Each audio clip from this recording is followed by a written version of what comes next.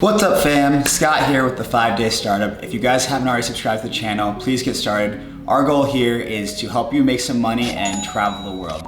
So if you guys don't know me, you can follow me at FoundScott.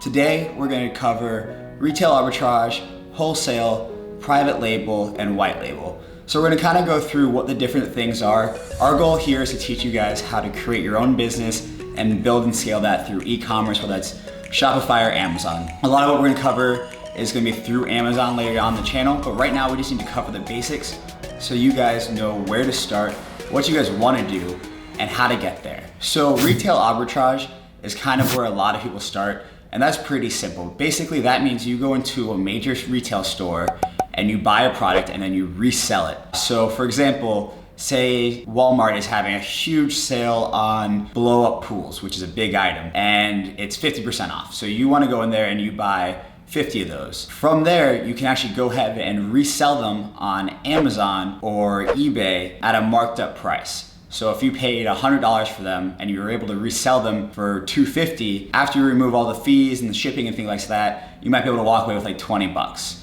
or 30 bucks depending on your shipping costs and things like that. But that is all it takes for retail arbitrage. So retail arbitrage has some pros and cons. Personally, it's not something that I've ever gone into, so I'm not an expert in that area. One of the reasons why is it's pretty hands-on. You have to go into retail stores and buy things. And you can never get, pallets full. You can't get thousands of them. So maybe you're able to buy 20 of those blow-up pools. And then at $20 a pop, you haven't made that much money, but it's taken you a full day to go purchase them and then to get them home with you, to repackage them, to ship them. It's a very time-intensive process. So then we have wholesale, which is very similar to retail arbitrage, but we're gonna order maybe direct from a manufacturer or a wholesaler. So we'll hopefully get a little bit better price than at retail arbitrage, and we can actually get pallets full. So wholesale is a product that already exists. You're not adding any value to it except for putting it in new markets and maybe some additional marketing to get it sold. So you could wholesale a product and then run Facebook ads to sell it. You're buying a pre-existing product, you're not doing much changes to it, or you're actually doing no changes to it. And then the only value you're adding is putting it onto a new sales channel and maybe additional marketing. So you can sell those on eBay, you can sell them on Amazon, and you're just gonna add your own little twist to it. Sometimes you can't on eBay. If you're just wholesaling, you're only competing in price because the listing probably already exists. So let's say you were able to get an exclusive agreement with Apple to resell iPhones, which you probably can't. They don't do that very often or at all. But you might be able to undercut on price if you were able to get a good deal. So you would actually sell on that Apple listing and then you'd be able to sell at a lower price. Again, wholesale has its pros and cons. It's better, in my opinion, than retail arbitrage because you're able to buy large quantities. So when you do find that deal, you're able to buy 1,000, 10,000, and a lot of times you can make exclusive agreements with manufacturers or suppliers to continuously get that deal. So if you invest a lot of time in creating that process or workflow, you can then repeat it and kind of turn that into more money. So the next process is called white labeling. So what white labeling is you're taking a pre-existing product, and it's done a lot in supplements, and you're adding your own marketing and branding. So where white labeling becomes powerful is when you can rebrand something. So let's say vitamin C. Everyone sells vitamin C. You can get that at any store. But let's say you take vitamin C and you specifically target one niche illness. I'm just gonna use the flu, which is a very generic thing, but let's just say your vitamin C crushes the flu. You take your vitamin C and 24 hours later, you don't have the flu anymore. And that would be amazing. But let's say that's the marketing you're using. So now you've taken a standard product that you can get anywhere, but you've specialized it. And so now you can do your own graphics, you can create your own label, and you can kind of create your own terms and marketing to drive more traffic. So you have a lot more control over the product line, things like that. You can really adjust what you're doing, and then you can learn from what's working. So if you tried the whole line with the flu and it didn't work, but then say for some reason vitamin C helped reflux, you realize that now you can take your vitamin C that you've done no work to, you have the bottle, you stick the label on there, but now the label says that it cures reflux.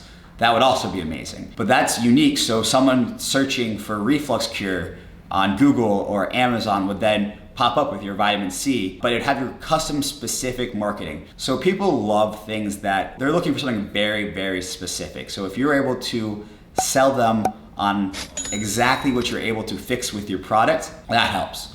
And guys, we're going in order of my favorite. I think that each one of these gives you more and more advantage to customize and build a brand around, and then potentially sell that brand later on. And so finally, we got private labeling.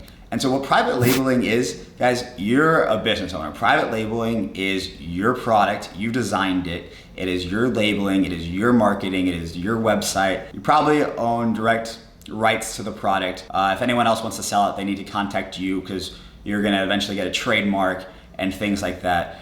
So the private labeling, again, is probably your best advantage long-term, where you can build that brand exactly around it. Example of a private label, again, we can go into supplements. It would just be a supplement that has your own ingredients. So let's say you want echinacea, green tea extract, vitamin C, and vitamin D. All right, let's just say that cures sinus issues. Now that you have this cure for sinus issues, you're the only one in the world that is technically allowed to sell your exact formula. So then you can sell the crap out of that. That's when you go to newspapers, you go to blogs, you publish articles, you can sell your own listing on Amazon. You own every part of that, and you're gonna get the best price because you're going direct to manufacturer with your product. Guys, if you know anything about me, I've done a lot of private labeling. I've done some white labeling. I did play around with wholesale, but anytime I did wholesale, I ended up turning it into white label and then private label. So I gotta add in one more. I forgot about drop shipping. For you guys that don't know what drop shipping is, it's kind of like retail arbitrage, but you don't actually have to go buy it ahead of time. So drop shipping would be on a website or in Walmart. Say you know you can order a digital camera for 150 bucks.